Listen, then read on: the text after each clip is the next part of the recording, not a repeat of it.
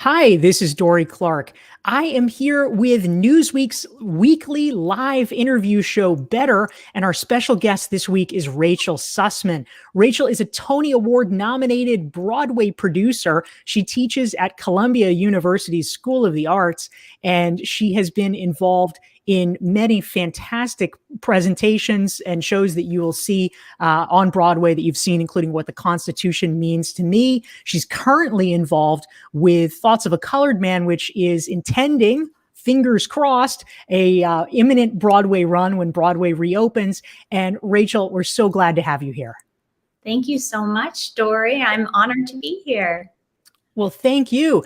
And for everyone who's tuning in live, please feel free to type into the chat box and let us know who you are and where you are tuning in from. We look forward to taking your questions for Rachel as the interview progresses. Rachel, the first question that I have for you, we are going to be talking today about identifying and nurturing creative projects. You are a creative producer. And one of the questions that I have, which I think is always one of the most interesting aspects of theatrical presentations, and also to tell the truth, there's a lot of business parallels with startups and things like this. Oftentimes a show, a concept, an idea starts out, and to tell the truth, it's actually not very good. But then over time, it sometimes becomes something very different and becomes something very good. And so I would love to hear your thoughts. How do you go about identifying whether there is a worthy seed inside something? How do you know if it's just a bad idea, period, or if it is not a good idea yet? That's such a good question, Dorie. I feel like so often there are projects that are not quite ready. And yet, if you as a producer see something in it, a kernel of potential, it's worthwhile to you. And for me, I teach often and I work with educational initiative I co-founded called The Business of Broadway, where we have a class on creative development. And we actually talk about this very thing. And the thing that I feel so strongly is art is subjective. And how beautiful is that, right? Because everyone has their own taste. There's no such thing as good or bad. There is just more or less interesting to you personally. So the idea that something is not compelling to you as a producer, then you don't take it on. But if there is something in it that's calling you and you want to be able to suss it out, as it were, then you can go and get involved in that collaboration. And so the thing that I always see as foundational to being a creative producer, to being a producer, if you don't identify as one who is creative, to being an artist, to honestly being a human being in the world, is you have to articulate for yourself, what moves me? What kind of work, what kind of art do I gravitate toward? And you can recognize your own aesthetic. And whatever you love is exactly right for you, because it's all subjective, as I said, at the end of the day. And the thing that's really wonderful, if you really consider your formative, theater going experiences, for me as a person who works in this industry, what you'll find is the things that you loved and you still remember as oh, this was the show that made me want to get involved in theater. That taste doesn't change drastically. It will be refined and it will evolve, but on the whole, those are the things that sort of make up who you are as an artist and as a producer. And they inform whatever kind of work you're drawn to as you continue to grow in the industry. And so for me, I always think of it as, is there something in this that aesthetically connects with the kind of work I love? Is it in terms of the themes, in terms of the characters, in terms of the style or tone? And if there's something there that I find compelling and I can't get it out of my head, I'll go and investigate it and see, right? Because you also have to ensure that artist, if you're going to be working with a generative artist on a project, that they're willing to trust in a collaboration with you and hear you as an outside voice, because the producer is not the writer of the show, and willing to sort of think a little more expansively about what's possible for their show, and trust that the producer's idea for potential is worth exploring. Yeah, that's really interesting. Thank you very much, Rachel. And I just want to greet some of the great viewers who are tuning in. We have Brittany from Atlanta, Gaurav from India, Dee is here from Calgary, Julie's in the house from Las Vegas, Carolyn in Maryland. Oh, that's a nice rhyme. Begum from Turkey, Isabella from New Haven, Gladstone is here. We're so glad to have all of you guys and more. So please, say hi. Let us know where you're viewing from in the chat box. We're here with Rachel Sussman, Tony Award nominated producer. Now, Rachel, one of the challenges as a producer dealing with creative people, and this is certainly true in the corporate workplace as well, for people who are managers, is that oftentimes you might be in a situation where you feel like the artist in question, or the employee in question, is not necessarily going in the right direction. You feel like maybe they would be better served doing it a different way and approaching it somehow differently. But people get a little sensitive sometimes. It can be hard to have those conversations. I am curious what you have learned over time about the right way to be able to help steer a conversation when you feel like someone that you're working with is just going a little bit off course. Dorie, that's a wonderful question. I mean, and this is sort of part of where my identification as a creative producer comes into play, because a creative producer is simply one who elects to participate in the creative process.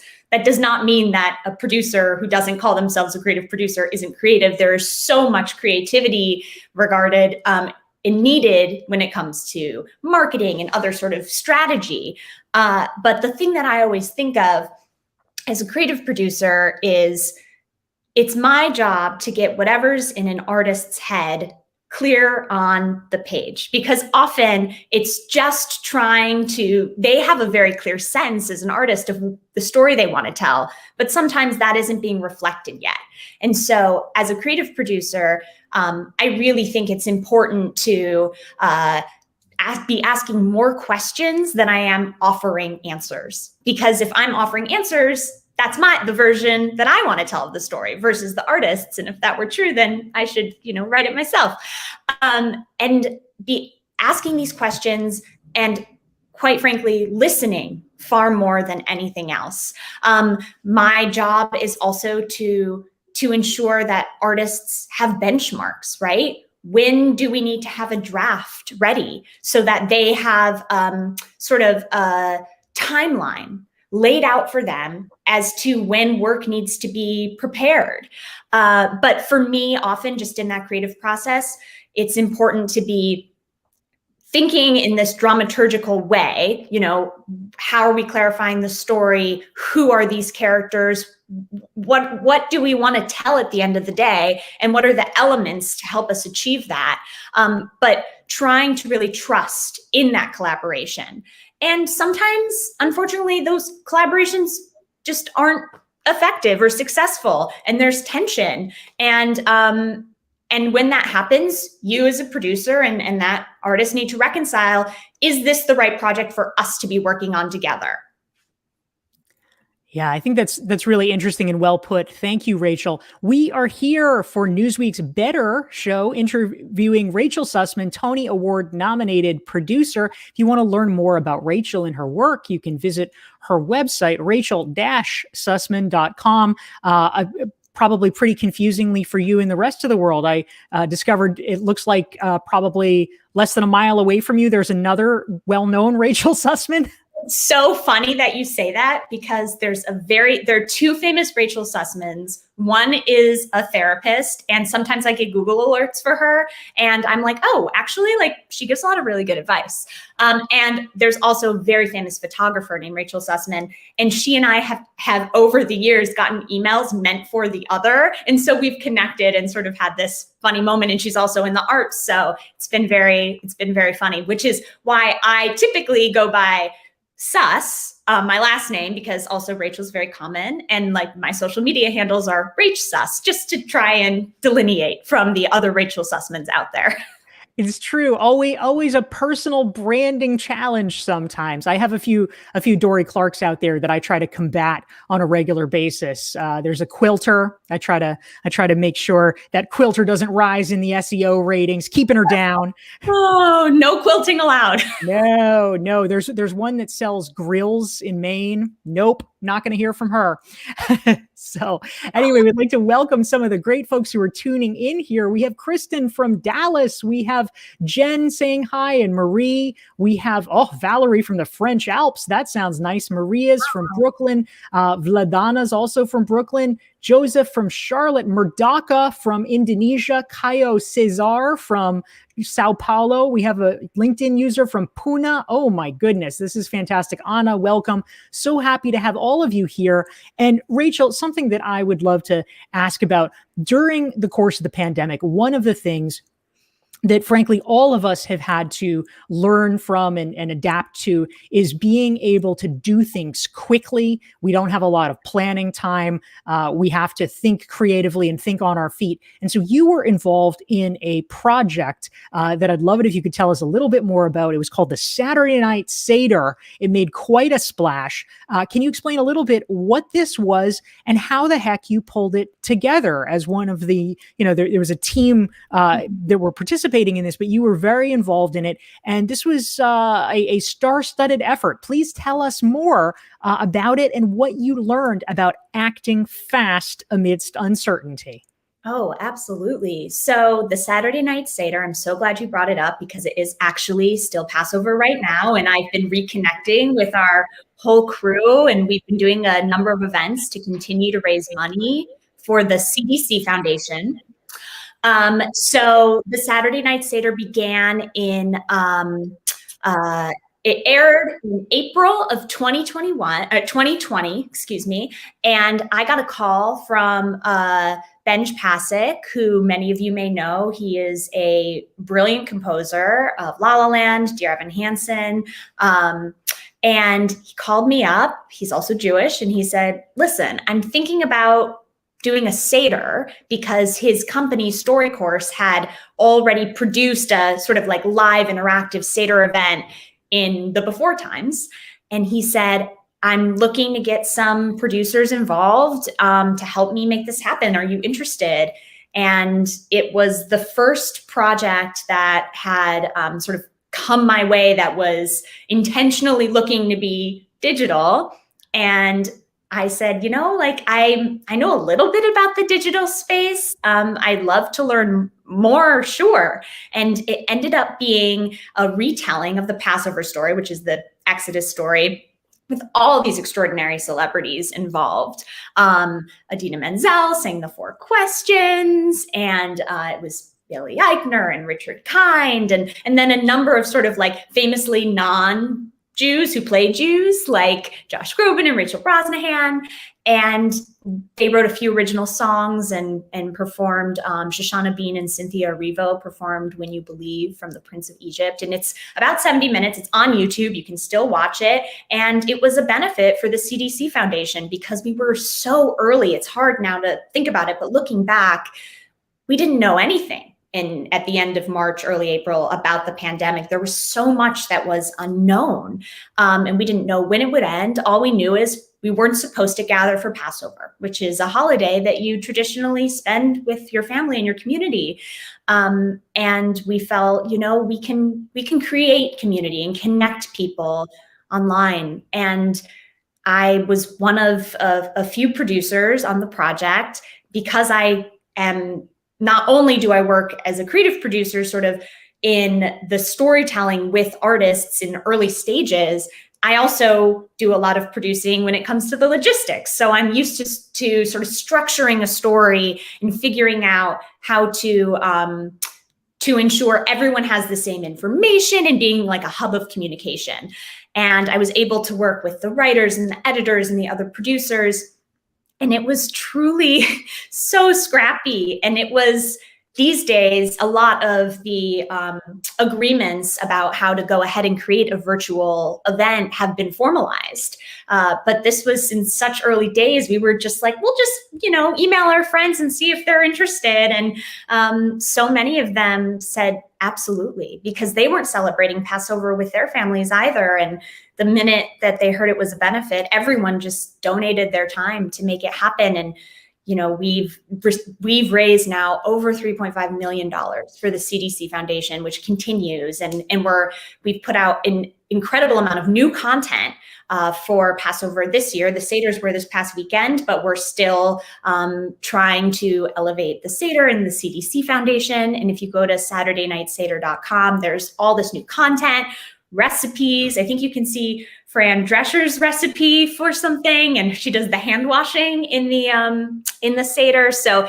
it was such a delight. And for me, the first experience I had in the pandemic that made me feel like we can still create and we can still bring people together. And a number of those collaborators I started to work with and met on the Seder, I've continued to work with over the course of the pandemic, even though I haven't ever met them in person.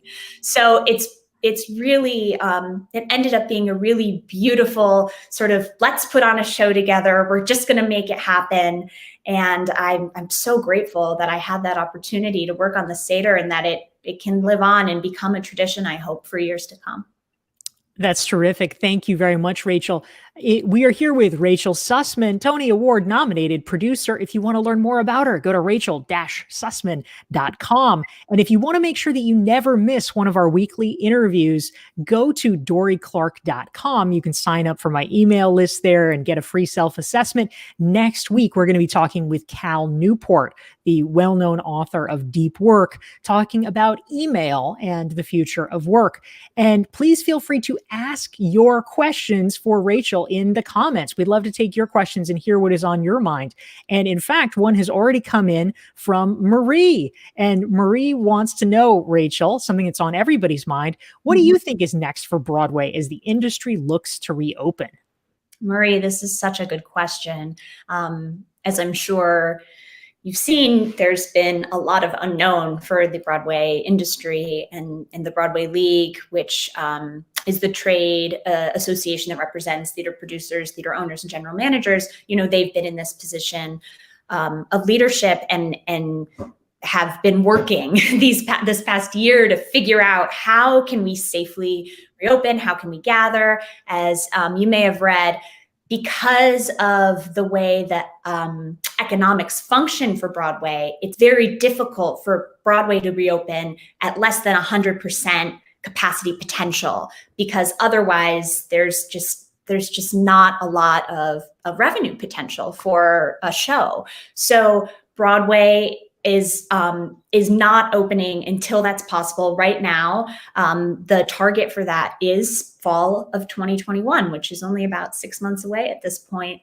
And I know for a fact that a number of producers and theater owners have taken this opportunity. It's really been a reckoning, not only in terms of, digital, having to come to terms with understanding and pivoting into this world of creating online, but also there was a massive racial reckoning. And to be able to look at this industry, which is, has been seen for so long as inaccessible to many people, and trying to now deeply consider how can we make this industry more equitable, more accessible.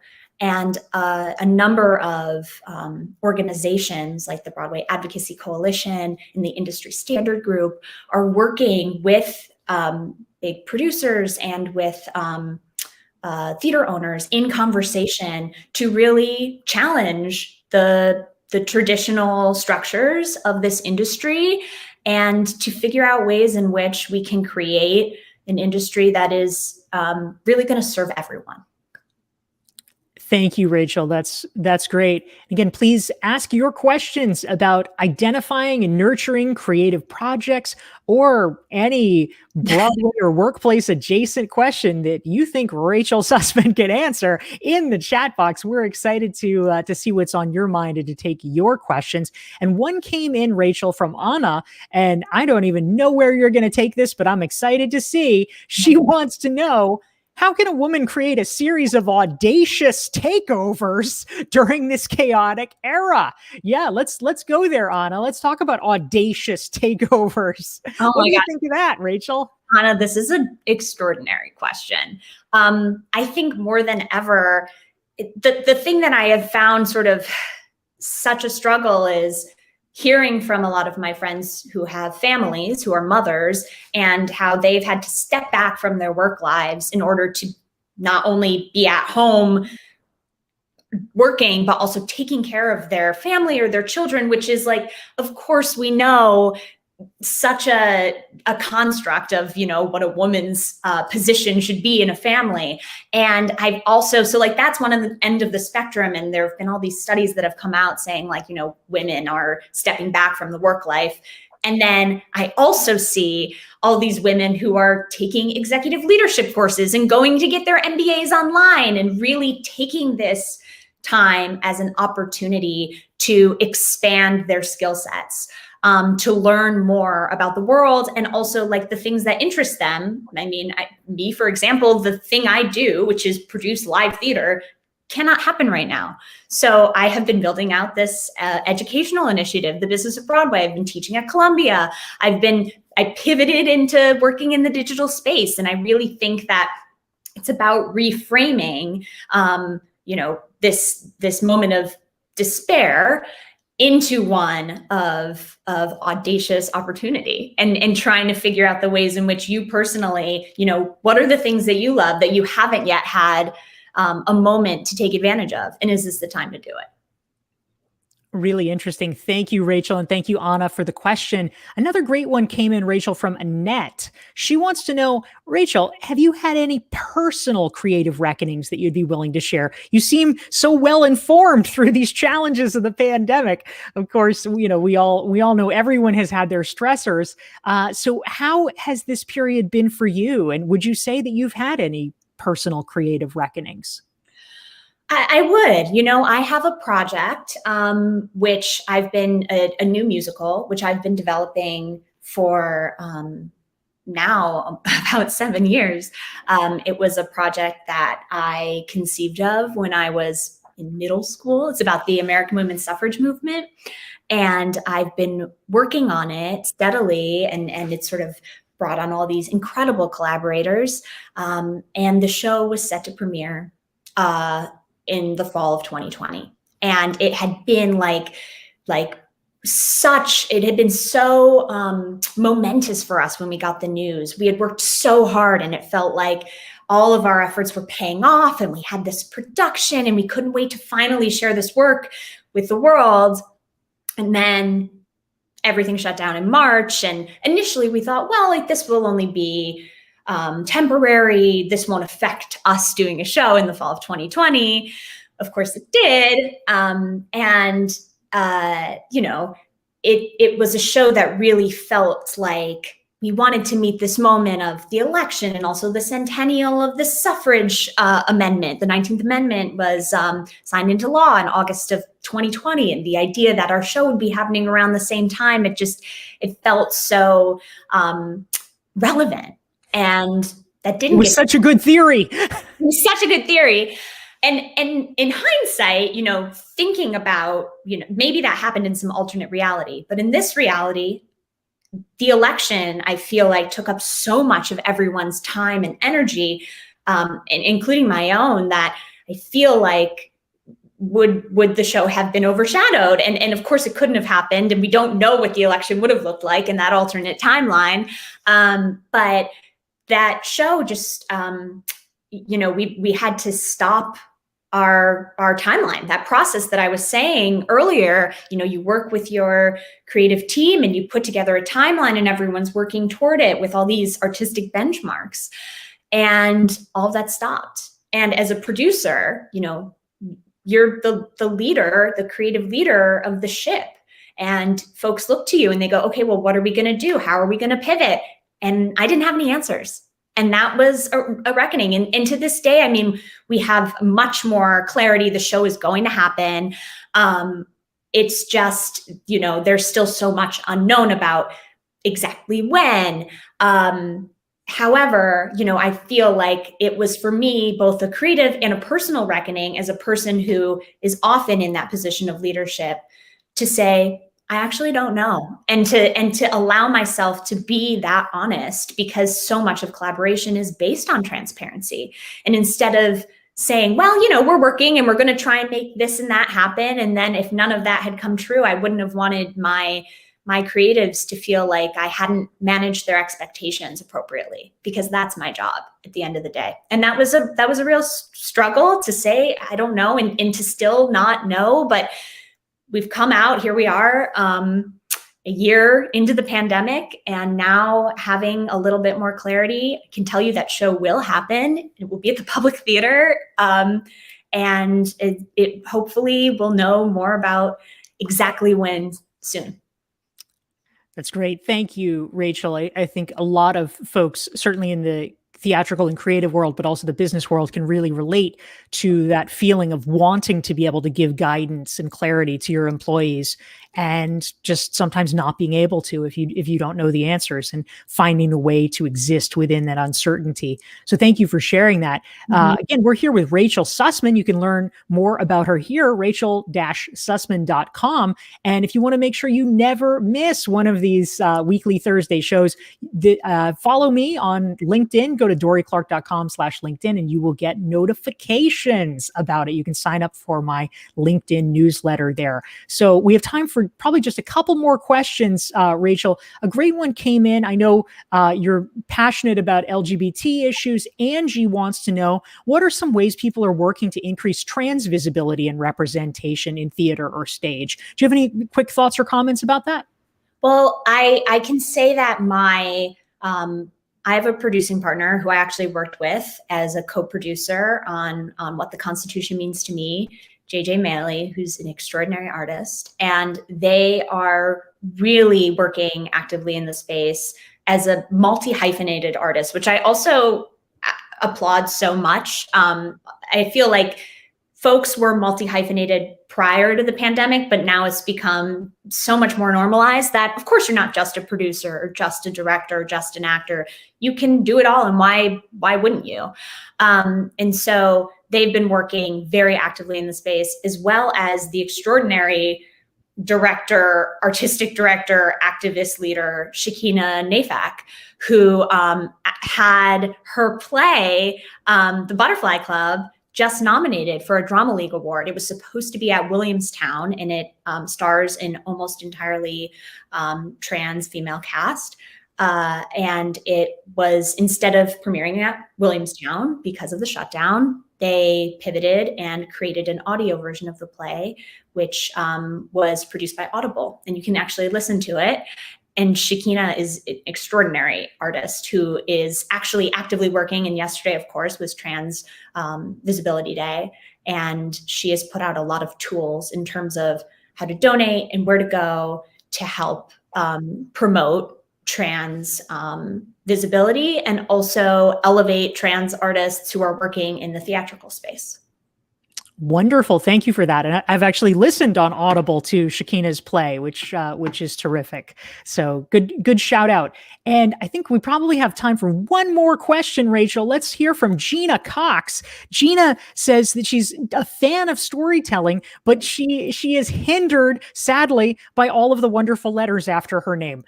And she tends to speak in academic language. Any tips for sourcing stories quickly, or perhaps just becoming that much better at knowing how to tell them? What do you think?